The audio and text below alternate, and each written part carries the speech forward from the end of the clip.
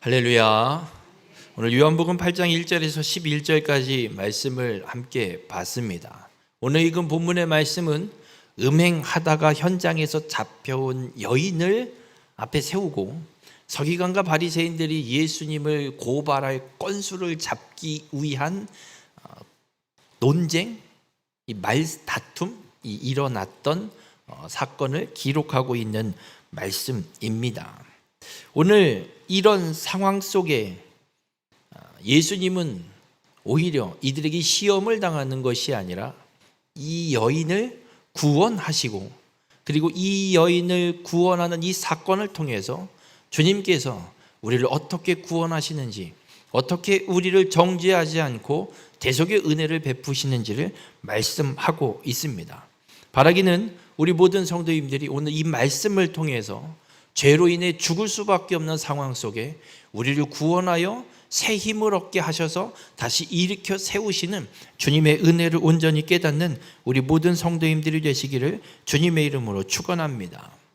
오늘 이 서기관과 바리새인들이 예수님을 시험하려고 현장에서 음행하다가 잡힌 여인을 끌고 왔습니다. 그리고 앞에 딱 세워놓고 예수님한테 묻는 거죠. 모세가 준 율법에 음행하다 잡힌 사람은 돌로 쳐 죽이라고 했는데 이 여인 어떻게 하겠습니까? 라고 예수님을 묻습니다. 무슨 상황이냐면, 어떻게 죽이냐, 사람을 죽이면 안 된다라고 이야기를 하면 율법을 어기는 것이고, 반대로 율법에 돌로 쳐 죽이라고 했으니 그럼 돌로 쳐 죽여라. 그러면 어떻게 사람을 죽이라고 그렇게 잔인한 소리를 하냐? 용서와 자비의 은혜도 없냐? 구원자로 왔다면서 하나님의 아들이라면서 어떻게 그렇게 잔인하게 죽이라고 하냐? 라고 이야기하려고. 어떤 대답을 하든, 이렇게 대답하든 저렇게 대답하든 예수님을 얽어 묶어서 뭔가 고발할 거리를 잡아내려고 지금 일부러 이 여인을 데리고 놓고 예수님을 시험하고 있는 겁니다. 여러분, 근데 이 음행하다 잡혀온 여인을 중앙에 놓고 이 여인을 바라보는 시각이 두 가지가 오늘 본문에 기록됩니다. 하나는 바로 이 서기관과 바리새인들처럼 거기에 모여있는 모든 사람들이 보는 시각은 예수님을 고발할 조건을 찾기 위해 이용해 먹는 하나의 물건으로 보는 시각입니다. 이 여인이 어떤 사람인지, 왜 그런 일을 했는지, 왜 그렇게 살게 됐는지에 대해서는 전혀 관심 없고, 다 필요 없고, 네가 네 집 자식이고 뭐고 다 필요 없고, 어쨌든 이 상황을 갖고 저 예수라는 작자를 어떻게든 걸어 넘어뜨려야 되니까 넌 너의 존재는 중요하지 않아. 지금 이 상황만 만들어 놓으면 돼. 라는 하나의 물건으로만 보는 시각이 있고요. 다른 하나는 예수님이 이 여인을 보는 시각입니다. 사람들은 예수님을 어떻게든 얽어매기 위해 도구로 사용하고 있지만 예수님은 이 여인을 보고 계십니다. 이 여인의 삶, 이 여인이 살아왔던 인생, 이 여인이 지금 무슨 죄 때문에 이렇게 이 상황에 끼어들게 됐고 사용되게 됐고 이 위험하고 참 난감한 이 자리에 서게 됐는가에 대한 부분을 예수님은 이 여인만을 온전히 보고 계신 겁니다. 여러분, 그렇습니다. 사람들은 쓸모없는 물건은 어떻게 하든가요? 버리죠. 그죠? 다 헤어져서 빵꾸난 신발을 신고 다니세요? 정말 신발이 없어서, 신발 살 돈도 없어서 어쩔 수 없이 신고 다니는 사람도 있지만 대부분은 쓸모없게 된 도구들은 다 버리는 게 사람들의 모습입니다. 하지만 못 쓰는 사람은 없습니다. 물건은 쓸모없으면 버리지만 사람은 쓸모없는 사람이라고 단정 지을 사람이 단 한 명도 이 세상에 없습니다. 오늘 이 서기관과 바리새인들은 이 음행하다 잡혀온 이 여인을 사람으로 보는 게 아닙니다. 죄나 짓는 이런 여인, 음행이나 저지른 이런 X, 이게 어떻게 사람이냐? 그냥 우리의 필요에 따라서 그냥 쓰고 버리면 되지. 이건 인간으로 취급하면 안 된다라는 주장으로 지금 이런 일을 하고 있습니다. 여러분, 우리가 오늘 이 본문의 사건을 통해서 분명히 생각해야 될 게 한 가지 있습니다. 우리는 다른 사람을 어떤 시각으로 바라보느냐예요.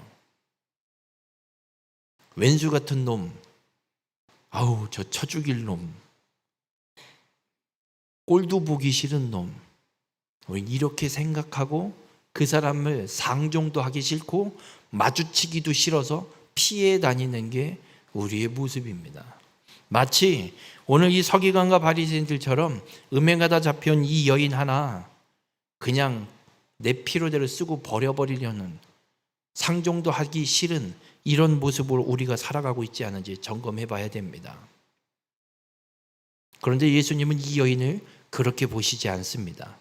이 여인을 하나의 인격체로 예수님은 만나주시고 그리고 이 여인과 함께 하십니다.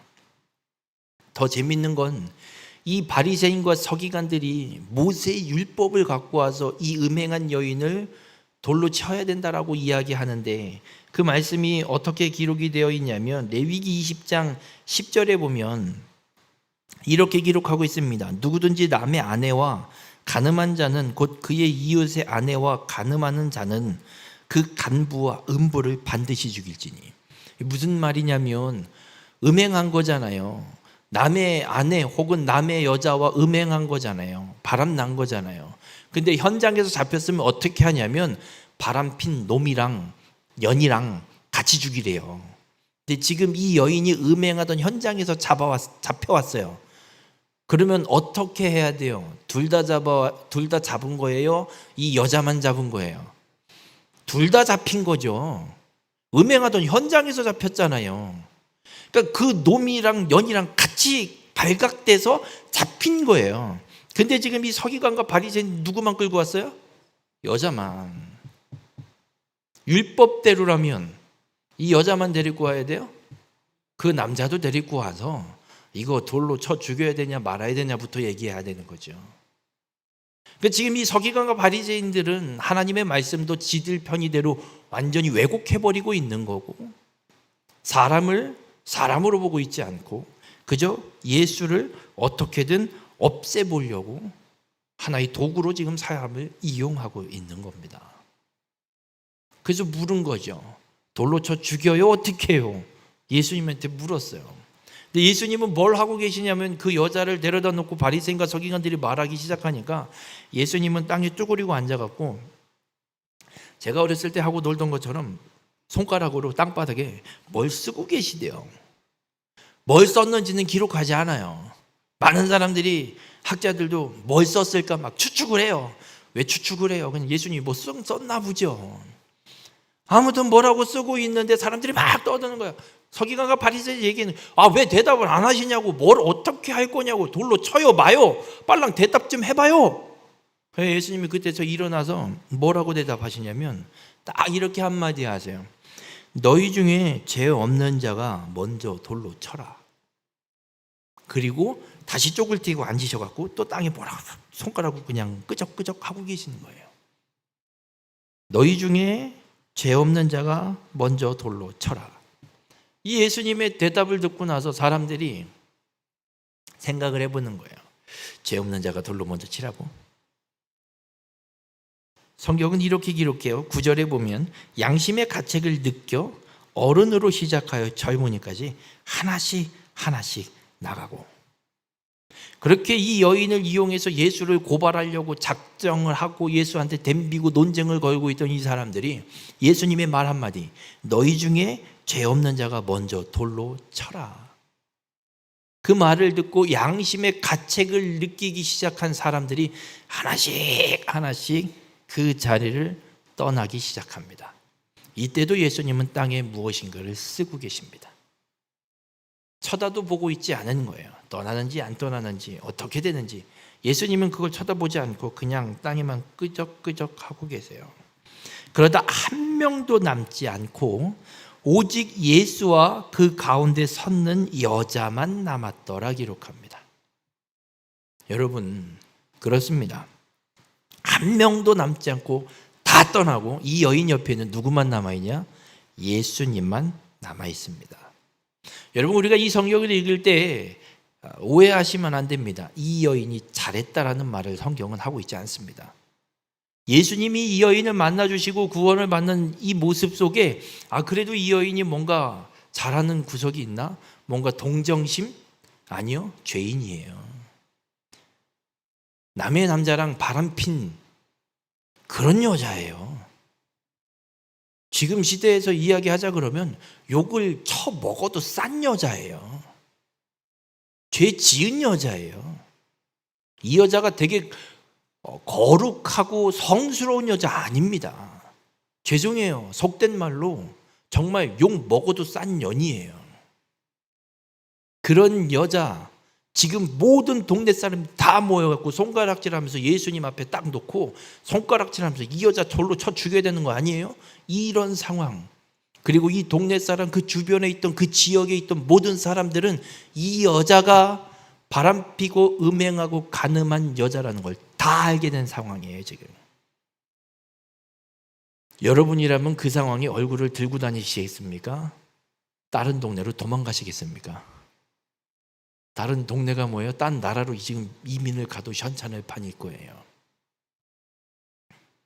그래서 그런 상황에 예수님의 말 한마디에 주변에 있던 지역 동네 사람들이 다 떠나고 아무도 안 남고 오직 예수님만 이 여인 옆에 있습니다. 여러분, 이 사건을 통해서 주님이 우리에게 하시는 말씀이 무슨 말씀인 줄 아십니까? 이 여인처럼 우리가 잘했다는 거 아무것도 성경은 말하지 않습니다. 이 여인처럼 정말 얼굴 못 들고 다닐 만큼 죄로 물들어 정말 이 나락과 같은 곳에 완전히 떨어져 버린 이런 상황. 우리가 그런 상황에 빠졌을 때 세상 사람들은 우리가 쓸모없게 생각하기 때문에 다 떠나버립니다. 하지만 세상이 그렇게 다 우리를 버리고 떠날지라도 예수님만큼은 우리를 버리지 않고 우리와 끝까지 함께 하시는 분임을 우리에게 말씀하고 있습니다. 여러분, 우리가 잘 알지요? 예수님께서 탕자의 두 아들의 비유를 이야기를 합니다. 둘째 아들이 재산을 먼저 받아서 다 팔아갖고 타국으로 가서 흥청망청 돈을 씁니다. 흥청망청 돈을 다 쓰고 나니까 먹을 거 없고 도와줄 놈들이 없어서 빌어먹을 데 없어갖고 돼지 농장에 가서 돼지가 먹는 쥐염 열매나 주워 먹을 수밖에 없는 상황. 처음부터 그랬을까요? 돈 들고 갔을 때는, 흥청망청 쓸 때는 이놈 저놈 다들로붙어서 얻어먹고 같이 놀고 와 이렇게 해주다가 돈 빈 털터리가 되니까 에이 거지 새끼 다 떠나버리는. 여러분, 세상은 그렇습니다. 세상은 필요하지 않으면 다 떠나버리고 다 버려버립니다. 우리의 인생이, 우리의 삶이 그렇게 버림받는, 세상에선 버림받는 삶이 될 수밖에 없을 겁니다. 그러나 주님은 우리에게 말씀합니다. 세상이 너를 버린다 해도 주님은 너를 버리지 않고 나와 함께 하심을 오늘 말씀하고 있습니다. 우리 모든 성도님들, 그렇습니다. 복음은 버림받아야 될 사람이 주님 앞에 버림받지 않게 되는 것이 복음입니다. 바라기는 우리 모든 성도님들의 삶이 언제나 나와 함께 하시는 이 주님을 기억하시고 언제나 나와 함께 하시는 주님의 인도함을 받고 살아가는 우리 모든 성도님들이 되시길 주님의 이름으로 축원합니다. 그렇게 이 여인은 사람들 앞에 이 죄가 다 드러났습니다. 아까도 말씀드렸지만 얼굴 못 들고 다닙니다. 어떻게 얼굴을 들고 다녀요? 바람피다 걸려서 돌에 맞아 싼 이 여자, 동네 사람들이 다 알고 있습니다. 아무것도 할 수가 없습니다. 여러분, 죄가 이런 겁니다. 죄는 우리를 그렇게 나락으로 떨어뜨려 버립니다. 우리가 TV 매체를 통해서 보게 되는 사건들 속에 연예인들이 있죠. 연예인들이 뭔가 문제에 휘말려서 스캔들이 나면 그거 회복하는 게 쉽지가 않아요. 트로트 가수 중에 김호중이죠. 음주운전 한번 잘못했다가 지금 완전히 나락으로 떨어져 버렸어요. 왜 그 짓을 했을까? 음주운전을 하면 안 되지만 했으면 잘못했다고 자수할 것이지 무슨 짓입니까 그게? 그렇죠? 그리고 요새 뭐 가끔 회자되는 또 한 명의 옛날 가수가 하나 있습니다. 유승준이라고. 병역 문제로 이 시민권 갖고 장난치를 하다가 아예 우리나라 입국을 못하게 되는 입국 금지당한 사람이 하나 있어요. 그도 뭐 여러 가지 상황들이 있어서 각자의 입장이 있더라고요. 정부의 입장도 있고 그 사람의 입장도 있고 뭐 있는데 다 필요 없고요. 왜 그런 스캔들을 내서 그런 문제 만들어내느냐가 잘못된 거죠. 이만큼 이런 어떤 스캔들이나 어떤 사건 하나가 그 사람의 인생 혹은 그 사람의 어떤 이 활동의 모습을 완전히 밑바닥으로 추락시켜버려서 재개할 수 없는, 다시 일어날 수 없는 상황이 펼쳐지는 걸 보게 됩니다. 이게 죄가 하는 모습이 이런 모습이에요. 우리는 그런 스캔들이 날 일이 없죠. 그죠? 뭐 행성 남천에 사는 누구가 무슨 죄를 졌대 라고 사건 사고가 뉴스에 날 일도 없고 소문이 날 일도 별로 없습니다.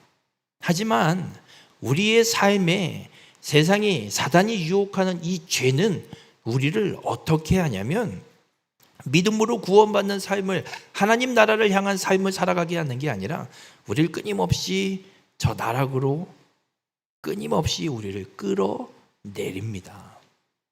오늘 이 여인이 그 상황에 맞닥뜨린 거예요. 그냥 음행하다 현장에서 잡혔으면 그냥 그 자리에서 돌로 맞아 죽었으면 이렇게 소문 날 것도 없고 속된 말로 쪽팔릴 것도 없고 뭐 이런 창피를 당할 일도 없어요. 그냥 끝날 일이에요. 아니면 그냥 뭐 도망쳐 버리든지 뭐 하면 끝날 일이에요. 근데 공개적인 자리가 만들어졌고 이곳에서 완전히 공개가 돼서 더 이상 어디에도 숨을 수 없는 완전 나락으로 떨어져 버렸습니다. 이런 여인, 이 여인은 죄가 다 드러났어요. 더 이상 일어날 힘도 없는 완전 나락에 빠져버렸습니다. 그런데 이 여인을 데리고 와서 돌로 치냐 치면 안 되냐라고 묻는 사람들을 볼게요. 예수님이 얘기했어요. 죄 없는 자가 먼저 돌로 쳐라.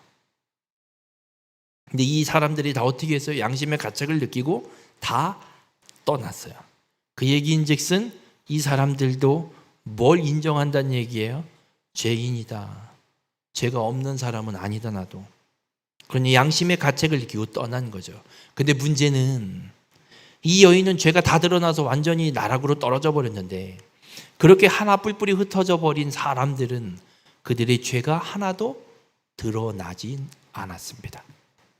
무슨 죄를 졌는지 아무것도 드러나지 않았습니다.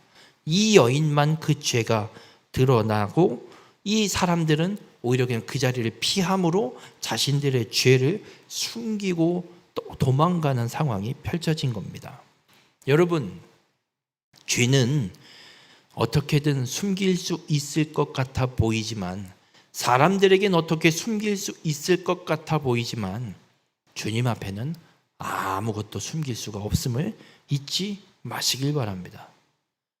예레미야 23장 24절에 보면 이런 말씀이 있습니다. 여호와의 말씀이니라 사람이 내게 보이지 아니하려고 누가 자신을 은밀한 곳에 숨길 수 있겠느냐. 여호와가 말하노라 나는 천지에 충만하지 아니하냐. 여러분, 우리가 아무리 숨긴다고 한들 하나님 앞에 숨길 수가 없음을 성경은 우리에게 분명하게 말씀하고 있습니다. 우리의 죄 숨겨질 수가 없습니다. 하나님 앞에는 우리의 죄가 숨겨질 수가 없습니다. 오히려 드러날 수밖에 없는 게 우리의 죄입니다.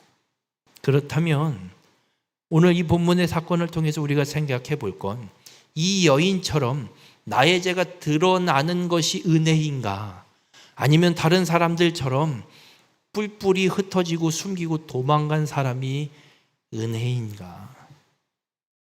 숨긴들 숨겨지지 않는데 도망간다고 그 죄의 문제가 해결되지 않습니다. 오히려 이 여인이 죄가 드러나고 주님 앞에 서게 된 것이 은혜이라고 할 수 있습니다. 오히려 이 죄가 드러남으로 이 여인은 예수님 앞에 죄사함의 은혜, 대속의 은혜를 경험하는 놀라운 축복의 역사가 일어나지만 그 자리에 있다가 뿔뿔이 흩어지고 죄를 숨기고 뿔뿔이 흩어지고 도망간 자들은 어떤 구속의 은혜도 대속의 은혜도 입을 수가 없게 되었습니다. 우리 모든 성도님들 그렇습니다. 우리가 죄인임을 주님 앞에 분명히 인정해야 됩니다. 그리고 주님 앞에 엎드리고 우리의 죄를 고백하면 그렇게 죄는 우리의 나락으로 떨어뜨리지만 우리가 죄를 주님 앞에 하나님 앞에 온전히 고백하고 엎드리면 주님은 우리를 다시 일으켜 세워주시는 줄 믿으시길 주님의 이름으로 간절히 부탁을 드립니다. 나의 죄가 드러난다고 창피할 게 아닙니다. 세상 가운데 드러나거나 말거나 그건 중요한 게 아닙니다. 내가 주님 앞에 그 죄의 자백과 고백이 있느냐입니다. 바라기는 우리 모든 성도님들 주님 앞에 이 여인처럼 나의 죄가 낱낱이 드러나기를 주님의 이름으로 축복합니다. 그것이 주님 앞에 구속, 구원, 대속의 은혜를 받을 수 있는 은혜의 길이 시작되는 것임을 잊지 마시고 주님 앞에 엎드려 나의 죄를 모두 고백함으로 나를 다시 일으켜 세워주시는 주님의 은혜를 누리는 우리 모든 성도님들이 되시기를 주님의 이름으로 축원합니다.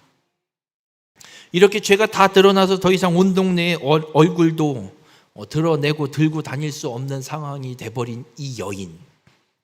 그런데 예수님이 이 여인을 향해서 뭐라고 말씀하시냐면 너를 정죄하던 자들, 너를 고발하던 자들이 다 어디 갔냐?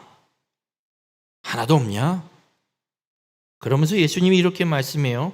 나도 너를 정죄하지 아니하노니 가서 다시는 죄를 범하지 말라 말씀합니다. 어떻게 예수님이 이 여인에게 정죄하지 않는다는 말씀을 하실까? 그리고 가서는 다시는 죄를 짓지 말라 말씀합니다. 예수님께서 이 여인에게 죄를 정죄하지 않겠다라고 말씀하시는 건 이 여인의 죄가 가볍거나 별일이 아니어서 하시는 말씀이 아닙니다. 아까도 말씀드렸지만 이 여인은 중범죄를 저지른 여인이에요. 욕을 먹어도 싼 사람이라고요. 지금 욕을 그냥 바가지로 먹고 또 먹어도 할 말이 없는 죄를 지은 간음, 음행을 한 여자예요. 그런데 예수님이 말씀해 나도 너를 정죄하지 않는다. 어떻게 예수님은 정죄하지 않는다라고 말씀하실까?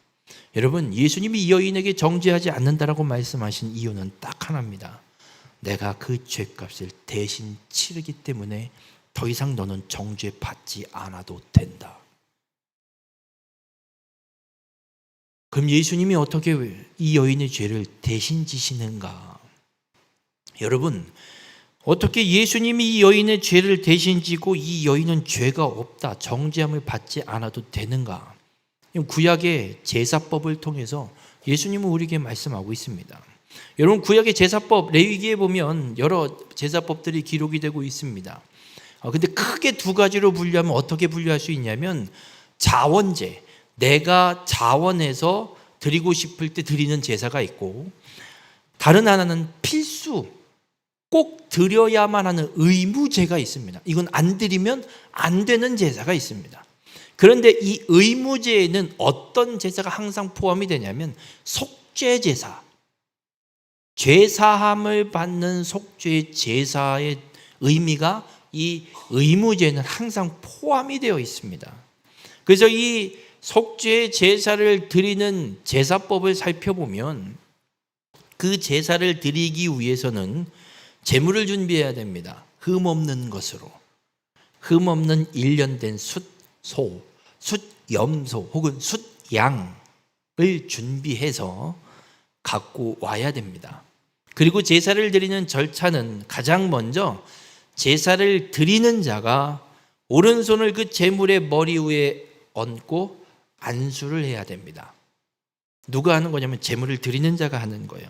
왜 안수를 해야 되냐면 레위기 1장 4절에 보면 이런 말씀이 기록되어 있습니다. 그는 번제물의 머리에 안수할지니 그를 위하여 기쁘게 받으심이 되어 그를 위하여 속죄가 될 것이라. 우리가 안수, 그러니까 제물을 드릴 때 제물을 드리는 자가 제물의 머리에 오른손을 얹어 안수함으로 이 제물이 속죄가 되는 거예요. 그러니까 내 죄를 내가 안수할 때 내 죄가 이 제물, 동물에게 전가가 되고 이 동물을 죽임으로 죄의 삭을 이 동물이 대신 그 사망, 죽음을 치루어냈기 때문에 제물을 드린 자가 죄의 문제가 죄값이 치러져서 해결되는, 그 죄가 속죄되는 게 이 제사법이에요. 그래서 오른손을 들어서 그 제물에게 안수할 때 내 죄가 이 동물에게 전가되는, 그리고 나서 이 안수한 제물을, 동물을 누가 잡아야 되죠? 제사장이 잡아요? 제물을 드리는 사람이 잡아요? 제물을 드리는 사람이 잡아요. 제사장은 안 잡아요. 성경은 그렇게 기록하고 있어요. 제사를 드린다라는 게 얼마나 힘든 일인 줄 아십니까? 혹시 동물을 잡아 보셨습니까? 개 잡아 보셨어요? 개 잡는 것도 쉽지 않아요. 저희 어렸을 때 저희 집에서 개를 잡아 봤거든요. 몇 번이나. 어떻게 하냐면 개를 목을 걸어서 매달아요. 그럼 발버둥 치고 난리도 아니에요. 그럼 이제 숨이 끊기겠죠. 그러면 이제 불에 넣어서 긋을 넣어요. 그리고 목을 따요. 배를 갈라요. 걷어낼 거 걷어내고, 발라낼 거 발라내고, 그리고 삶아요. 돼지는요, 저희 집에서 돼지도 잡았어요. 명절만 되면. 돼지는 오한마루 머리를 제대로 쳐야지 한 방에 못 치면 아주 그냥 난리도 아니에요. 그 돼지 울음소리가요, 아주 그냥. 그럼 다시 또 한 번 모한마를 쳐서 목을 따고 피를 빼고 배를 가르고 오전 내내 해야 돼지 한 마리를 잡아서 발라내고 버릴 거 벗고 정리하고 끝나요. 여러분, 제사가 그렇다고요. 소를 잡는다고 생각을 해보세요. 돼지보다 소는 더 커요. 1년 된 숫소 조그말까요? 아니요. 엄청 커요. 그냥 웬만한 소 크기가 돼요. 1년 지나면. 그걸 잡고 배를 가르고 가죽을 벗기고 버릴 걸 버리고 각을 뜨는 건 다 뼈 발라내고 갈라내고 고기 자를 거 자르고 다 하는 게 각을 뜨는 거예요. 이거를요, 지금이야 도살장에 자동화 컨베인션 이 컨벨트에 걸어갖고 매달아 놓고 일어서서 칼도 좋은 걸로 하지. 이 시대에 어떻게 했겠습니까? 여러분, 제사와 도살과 다를 점이 하나도 없어요. 똑같은 일이에요. 근데 다른 점 딱 하나 있어요. 도살은 그냥 잡아 죽이지만 제사는 제사를 드린 이 제물을 드리는 자가 머리에 손을 얹어 안수한다는 거예요. 이게 어떤 의미냐? 죄가 넘어가는 거예요. 죄가 전가돼서 그 죄값으로 이 동물을 죽임으로 하나님이 인정하시겠다. 그래, 지금까지 지은 너의 죄 이걸로 용서해 줄게. 이 희생으로 내가 너를 용서해 줄게. 근데 이 오른손을 얹어 안수하는 이걸 하지 않으면 그냥 잡아먹는 거지 제사함의 제사가 속죄의 제사가 되지 않는다는 겁니다. 여러분, 이게 제사예요. 예수님께서 말씀하는 거, 이 여인에게도 어떻게 이 역사가 일어나는 거냐면 예수님이 말씀하시는 거예요. 내가 네 죄를 대신 지고 십자가에 죽을 거다. 너의 죄를 내가 가져가서 그 죄값을 내가 치르고 십자가에 죽을 거다. 그와 동시에 어떤 역사가 펼쳐지냐면 예수 그리스도의 그 흠없는 그 거룩함이 우리에게 넘어오는 거예요. 내가 거룩해서 거룩해지는 게 아니라 예수 그리스도의 보혈이 나를 덮었기 때문에, 그리스도의 그 거룩함이 나를 덮고 있기 때문에 내가 흠없는 자로 하나님 앞에 설 수 있는 것이고 보여지게 되는 것임을 말씀하고 있는 거예요. 우리 모든 성도님들, 이 예수 그리스도께서 우리의 죄를 대신 지고 십자가에 죽으시는 이 대속의 은혜가 우리의 죄를 해결하시는 거예요. 그래서 예수님이 이 여인에게 말씀하는 거예요. 내가 너에게 대속의 은혜를 베풀기에 나도 너를 정죄하지 않는다. 누구도 너를 정죄할 수 없다. 누구도 너에게 더 이상 죄의 문제를 물을 수 없다. 왜냐하면 내가 네 죄를 지고 십자가에 죽어 죄의 문제를 깨끗이 해결할 것이다. 이 대속의 은혜를 성취하실 예수님이기 때문에 이 여인에게 정죄하지 않겠다. 누구도 너를 정죄할 수 없다라는 선언을 지금 하고 계시는 겁니다. 그럼 좀 한 가지 이 여인을 좀 생각해 볼게요. 예수님에게 이 말을 들은 여인, 돌아가서 잘 살았을까요? 못 살았을까요? 어떻게 잘 살았을까요? 사람들은 계속 손가락질할 건데, 저 바람핀 년, 현장에서 잡혀갖고 공개 처형 당할 뻔한 건 당할 뻔했는데 죽임 안 당하고 어떻게 용케 살은 년, 이런 비난이 계속 있을 거거든요. 이 여인은 어떻게 잘 살았을까요? 어떻게 살았을까요? 이 여인에겐 예수님의 말씀이 들려진 게 있어요. 나도 너를 정죄하지 아니하노니 가서 다시는 죄를 범하지 말라. 이 여인은 이 예수님의 말씀이 이 여인의 심령에, 이 마음에 꽉 박힌 거예요. 저 사람이 나를 손가락질해도 그려, 내가 지나온 과거에 지은 죄는 욕먹어도 싼 짓이지. 근데 예수님이 이제 정죄하지 않는데, 그리고 다시는 죄를 짓지 말래. 저 사람이 나를 비난하고 손가락질해도 뭐 예수님이 정죄하지 않는다고 했고, 그렇다고 내가 그 사람이랑 같이 싸우면 죄 짓는 게 될 거고, 예수님이 그렇게 하지 말라고 했으니까 나도 하지 말아야지. 그런 비난과 손가락질이 있을 때마다 이 여인은 예수님 말씀을 기억했을 거예요. 예수님을 기억하고 주님이 하신 이 말씀을 기억하고 살아갔을 거예요. 그리고 예수님이 가는 곳곳 선포되는 말씀 쫓아다니면서 듣지 않았겠어요? 이 지역을 완전히 떠나시기 전까지 예수님이 회당에 가서 가르치든 뭘 하든 이 여인이 쫓아가지 않았겠어요? 그러면서 이 여인은 그 주님의 말씀, 들려진 그 말씀을 끊임없이 마음에 새기고 기억하고 그 말씀을 갖고 이런 손가락질과 비난이 있을 때마다 주님이 말씀하신 대로 죄를 짓지 말고 나는 죄를 용서받은 자로, 그래 주님의 말씀대로 살아가야지 스스로를 다독이고 말씀으로 붙들지 않았겠습니까? 요한일서 2장 1절에서 2절에 보면 이런 말씀이 있습니다. 나의 자녀들아, 내가 이것을 너희에게 쓰면 너희로 죄를 범하지 않게 하려 함이라. 만일 누가 죄를 범하여도 아버지 앞에서 우리에게 대언자가 있으니 곧 의로우신 예수 그리스도시라. 그는 우리 죄를 위한 화목제물이니 우리만 위할 뿐이 아니요 온 세상의 죄를 위하심이라. 여러분, 요한은 우리에게 분명하게 이 말씀을 쓰고 있습니다. 그리고 예수 그리스도에 관한 이 말씀을 쓴 이유는 우리로 죄를 범하지 않게 하려고. 오늘 예수님이 이 여인에게 말씀하신 것, 다시는 죄를 짓지 말라. 죄를 짓지 않는 삶을 살 수 있는 건 우리에게 쓰여진 주님의 말씀, 이 말씀을 붙들 때 우리는 죄를 짓지 않고 살아갈 수 있는 줄 믿으시길 바랍니다.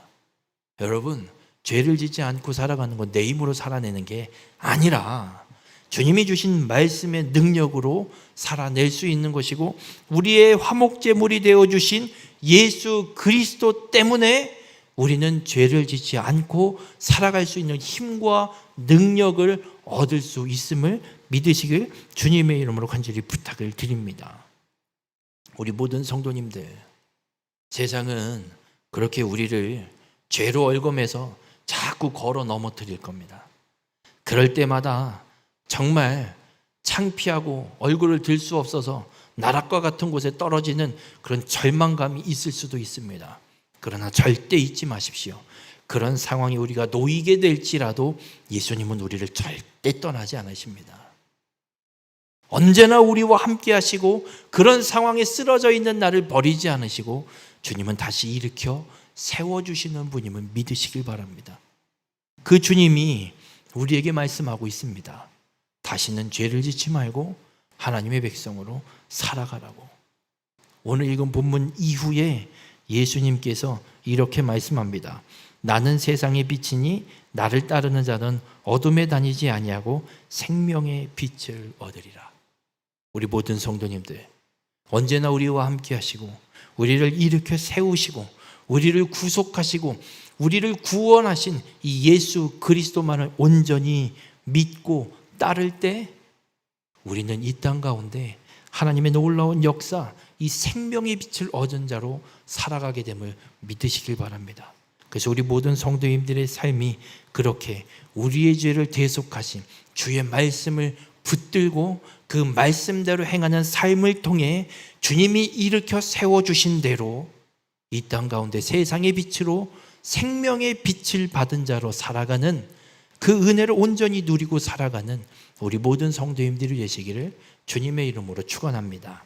기도하시겠습니다. 사랑과 은혜가 풍성하신 하나님, 오늘도 말씀을 통해 죄 가운데 쓰러진 우리를 정죄하지 않으시고 다시 일으켜 세우시는 주님의 은혜를 깨닫게 하시니 감사를 드립니다.